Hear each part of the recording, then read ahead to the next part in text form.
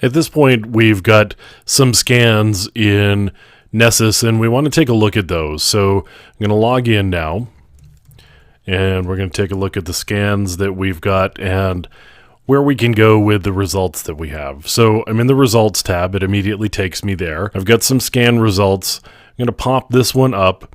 And of course, it brings me to the hosts summary, and I've got the 3 hosts that I had scanned in this particular one. And we've got a nice little graphical breakdown of the vulnerabilities and the different classifications for them. But what I want to do is go to the vulnerabilities tab at this point. Now, I've got a number of Microsoft notifications here with some vulnerabilities in Windows XP. This is not surprising. I've got a Windows XP box that hasn't been patched in quite a long time, and these vulnerabilities are probably easily there. I could actually go in and log into the box and see whether the patch has been installed, or I could see whether Metasploit has an exploit against these, and I could test the exploit. That may be a way of double checking to see whether these vulnerabilities are really there or not. Because at the end of the day, you can't always trust the vulnerability scanner because it does rely on various things like banners and other types of signatures to determine whether a vulnerability exists or not. Now, some of these here, we've got like a Firefox vulnerability. This is a local vulnerability, and it may be one of those that you don't even want to report on necessarily, depending on what other mitigations are in place. In reality, we provided the credentials for this particular server, and Nessus was able to log in and just see whether there were packages that were outdated and whether there were any vulnerabilities that were attached to them. And it did find these, but in order to exploit these, you'd actually have to be on the box. So you'd have to be able to either log in regularly or find another way into the system in order to exploit those vulnerabilities. Now, there are some other ones down here I did want to take a look at. So we've got this SSL certificate cannot be trusted.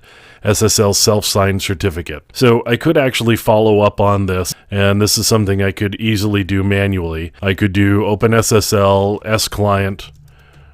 Host would be 172.30.42.55, and port is 443. So now OpenSSL has done the negotiation with the server, and we've got the certificate information back here. Looks like a TLS session, which seems okay.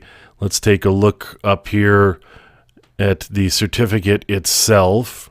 And it does say it's a self-signed certificate. So that is potentially a problem depending on what the reality of the situation is. That may be something that's worth taking a look at. It may in fact be a rogue server. So that may be something that you want to take a little bit of a closer look at. So going back to the Nessus results though, we've got a number of other SSL vulnerabilities potentially, and that's something that you may want to run SSL scan against. So this one says weak ciphers are supported. And we've got a list here of the ciphers on port 25. And it does say that there are weak ciphers are supported. You could double check it with SSL scan. This is going to be pretty reliable. It does have the ciphers listed here.